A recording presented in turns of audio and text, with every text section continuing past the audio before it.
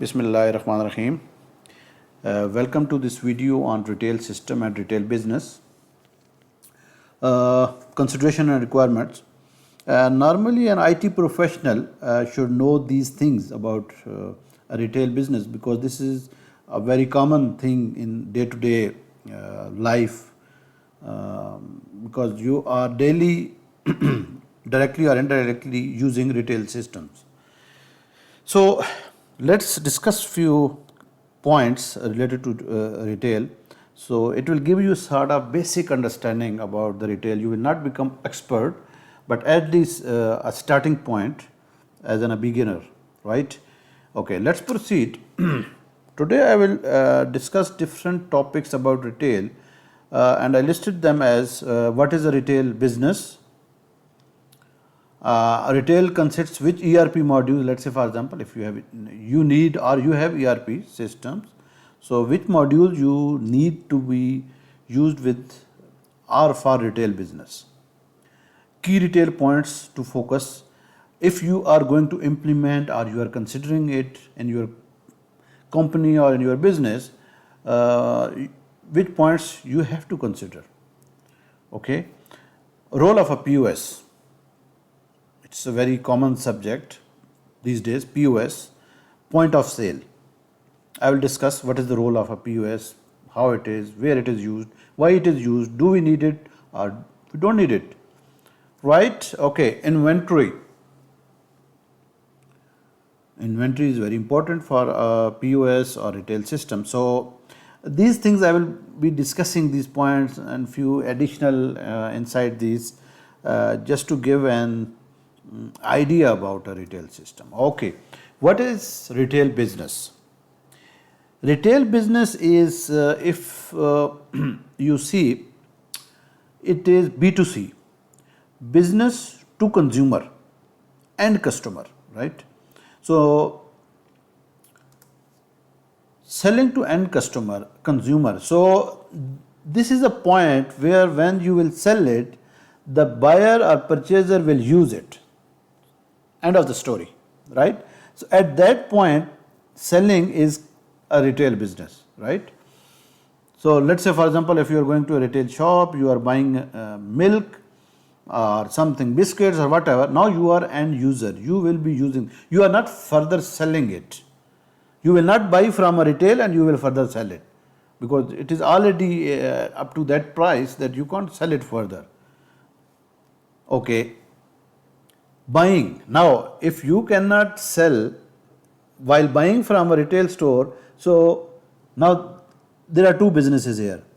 That's why I mentioned over here. So these retail stores or businesses, they will buy from bulk suppliers, wholesale suppliers or manufacturers. They will buy at that rate, they will add their profit or margin, and then they will sell to the end customer. Okay, selling using a POS. So that is the last point. You will sell with using a point of sale, and your products you will keep on shelves. In the shelves, and you will display your products. It's not something everything packed, nobody will buy it. So retail is when you have open products and people might get buy 1, 2, 3, something like that, limited quantities. Not as a bulk, right? Offering loyalty programs in retails, you will offer loyalty points, loyalty programs, sales offers will be there, promotions will be there. So all these things will be part of your retail business. Okay, retail consists which ERP module? Least, I'm just listing down few. You can add, you can remove the way you want, it's up to you. You need financial modules. Normally in financial you will need payables, receivables, assets management, fixed assets, cash management for reconciliations with the banks and etc. and general ledger. General ledger is must, payables is must, receivable if you have receivables as well. Because normally on retail store you are selling on cash, so then you might not be using AR, but at least payables you have to pay to suppliers. Then you need inventory module, and purchasing module for purchasing your goods to be sold, and POS, point of sale. Okay, key retail points to focus. If you are going to start this system or business, whatever you can call it, as an IT, maybe you are implementing a retail system or there's a requirement to do this one. So now I have divided it into two, right? Finance point of view and retail department point of view. What kind of consideration should be there? So as being a finance department, what you have to think, chart of account as per categories. Few companies, they want their chart of account or categories to be mapped with chart of account, so they can have reporting at GL level as well, or their financial reportings.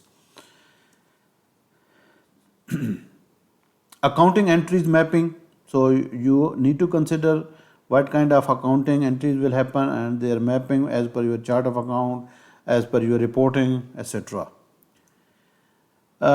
Then you need to consider the data sync. Let's say, for example, if you have multi stores or multi locations, how data will come to your head office, because you have to prepare reports, right? If data is not there for, let's say, for example, 2 stores, your reporting will be incomplete, right? Okay. Appropriate tax calculation, you need to consider tax. Desired level of reporting, you have to consider what kind of reports you need. Then at that level you need to capture your data accordingly in your finance system or in your retail system or at POS level, whatever. Okay, now for a retail department, what they need to think about.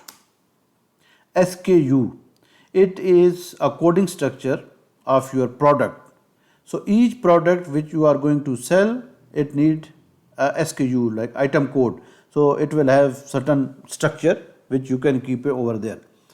This is called stock keeping unit. Categories. So you need to consider very careful your categories, because categories are very important in retail business for your pricing, for your promotions, what kind of activities you will be, or when you will place them in your shelves. So categories will be very important, and you have to consider your levels of categories. You will be keeping 2 levels, 3 levels, 4 levels, whatever, depending on your products hierarchy as well. Okay, pricing. You need to consider pricing in a way. Let's say, for example, you have 100 stores across country, and now you are going to change the pricing. Pricing is not just you will change the price. You are changing maybe in head office, and ideally it should change across the country, right? Or you might be changing your pricing in certain area or region wise, or it depends, or city wise, maybe different geography you are considering it. So all these need to be considered, and then this price, if you are pushing price, it need to be replicated at each store or each shop, and you need to verify it. So your system should have these capabilities to do this one, right? And then you need to print new labels in the stores. So all this, you need to consider, because let's say, for example, if you are changing price from 5 to 6, for example, dollars or whatever your currency is, so your labels already there on your shelves, those need to be reprinted. So you can't show their old prices and sell at higher price. Okay, shelf labeling, you need to consider shelf labeling, their sizes, what kind of information you want to show over there, barcodes, size, how you will change them, how you will print them, how many printers you need. So all these need to be considered. Min-max planning. So normally each this ERP system, they have this min-max planning. So you will define a minimum stock level and maximum stock level. So if it is going below min, it will reorder till up to maximum required or defined levels. So this need to be done, so you will not be out of stock at any point in time. And you have to consider lead time as well, because you will have procurement process as well and deliveries. Okay, products catalog, you need to define your product data product master very carefully in detail with proper unit of measures, with proper pricing, with proper categories, with proper labels, everything. I mean, it's because this is something going to the last end customer. So a small mistake can destroy your business. Okay, agreement with suppliers. You need to be ready with agreement with the suppliers because you need supplies from your suppliers, and with competitive rates. And these agreements should be proper. It depends. It should be long term, or you want to have maybe quarterly, 6 months, or yearly, up to you. But these need to be in place. Okay, planogram. Planogram. What is planogram? Normally, retail system, they need proper placements of products in their shelves. It depends on their categories, it depends on their sizes, it depends on their colors, so many things. And normally now these days there are softwares which will help you to create planogram. So planogram is, let's say for example, let me give you one example over here. So let's say for example, this is your shelf, right? So you have to plan. Okay, this is my first shelf, and for example, because now you have to give brand. There are different brands. You have to consider brands as well.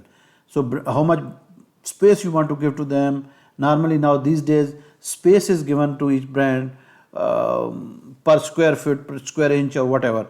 So you will say, let's say for example here, you will not mix. Let's say for example here you are keeping shampoo, here you are keeping same in the same place kids toys, here you are placing something tobacco or some other items, and here soap. So it will not make any sense. So you have to plan your and okay, now let's say for example this shelf height is 12 inch. You can't place something of height 13 inch, right?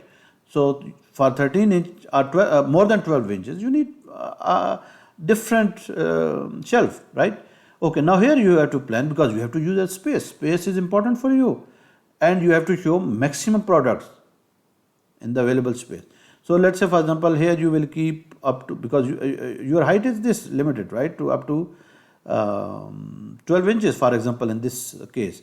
So, and then let's say for example here you are keeping shampoos, and the shampoo height up to this, and then you need to consider different color scheme as well. Okay, if your products are there, let's say 5 products, which colors should be there, and there is a, you have to attract customers. Actually, it shouldn't be looking annoying or something like that it will not create attraction. And other day you have to sell to the customer. Okay, another thing is, let's say for example you have to consider height of men and women. You will not keep at a product at 6 feet for women, right? Or kids, let's say for example, they can't see. So you have to consider all these things. So there are softwares, planogram, you can search planogram, you will find different products on this. If required, I can suggest few, and then you can explore them further, right? Okay, this was just little about planogram. You can explore further. Then you need proper staff trainings to your staff working in stores or shops. Unit of measure. This is very important topic in retail and very critical. You have to consider very carefully. It's not simple that you are just putting it numbers or liters or kgs, something like that. This is important. Okay, sometimes your unit of measure for purchase might be different than the selling unit of measure. Now you might say, what the hell is this? How it come? For example, you are buying a carton of any cold drink, and this has 12 bottles, right? When you are selling, you are not selling a carton, right? You are selling one bottle. So if you see here when you purchase, this was a carton, right? But when you are selling, this is just one bottle. So unit of measure you have to consider. There can be, I mean, within one product, there can be further sub unit of measure as well. So let's say, for example, if you are having pens, or I'm just giving chocolates, for example. So here maybe there is a carton of 12 boxes. Inside this carton, there are boxes, small boxes of this one, right? So each box further contains 6 chocolates, right? So just imagine, so now your software should have capabilities or a level of definition that if, let's say, for example, you want to sell only one chocolate, you should be able to sell, now pricing should be for this one chocolate, not one box. Maybe someone will ask, I need one box.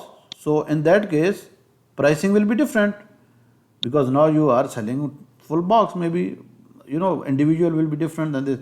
And someone might ask you, I need full carton. Just like mineral water bottles, you have 6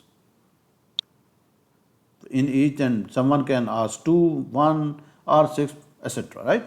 This was something important, so I went into further detail. Okay, price changes, I already explained. You need to consider price changes with the label printers. Locations transfers. So let's say, for example, you have location, I mean, within one city or different cities. So this is one, this is another location. So for example, you have one product over here, you have customer in this store. So you might request to this store to send this product to this store. So you need to consider these location transfers as well. You don't want to lose your customer. Okay. Warranty claims, people might claim warranties, how you will tackle those, how you will handle them, how you have managed agreements with your suppliers. Loyalty program and offers, you have to consider all those centralized operation. So let's say, for example, if you have multi stores, for example, I'm just giving 100 example, 100 stores or 200 or 500, whatever. So ideally you will be managing them from head office. So this head office system and these shops or stores should have push and pull services. So for example, if you are pushing prices, these will be going from head office, or you have defined one new product or new supplier or something like that, you will be pushing, or store should pull if there is anything, something new to be pulled. All these things need to be considered. All location managed from head office, this is what I said over here. Rigid hardware, you need to have rigid hardware, because people will be working in the stores. So if, let's say, for example, your POS is not working, how people will sell? I mean, so things should be well in place. Role of a POS. What is a POS? This is a machine which is normally used at the desk while when you are going to check out from your any store or shop or restaurant, whatever. So normally this is called a POS, point of sale. This is point of sale hardware or machine, and the software working here, it is called POS, point of sale, right?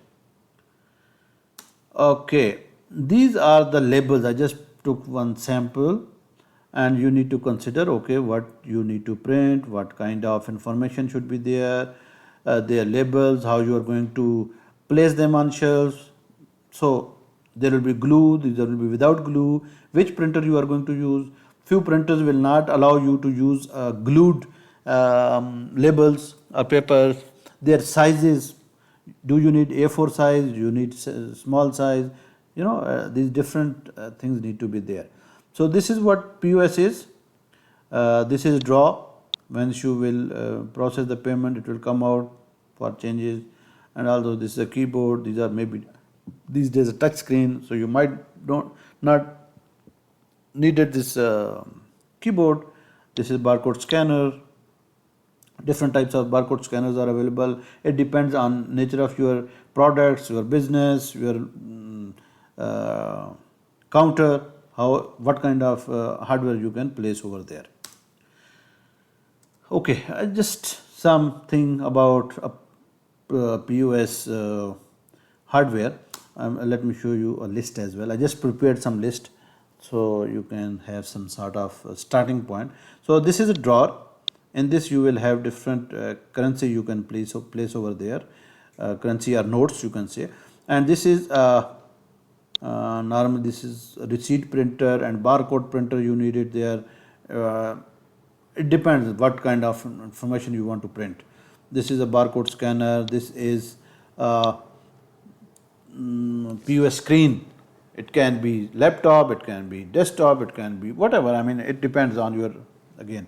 And these will be connected to your Wi-Fi or router, and that's it. Something like that, right? So this is just minimum hardware just placed over there. Like here, you need a report printer because there will be a back office in your store, and there will be front office where there will be POS. So back office you will have a store manager or shop manager. He will be managing stock. He will be ordering new products, keeping stock, and all those things. Okay.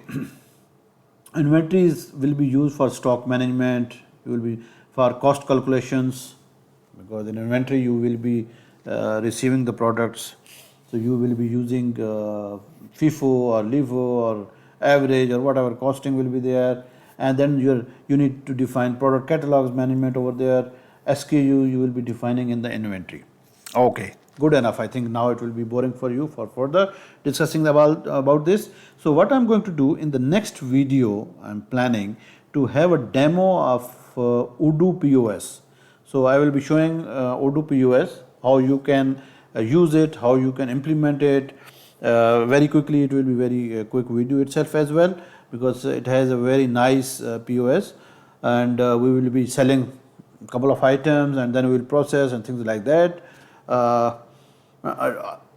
Just to have an idea about a POS.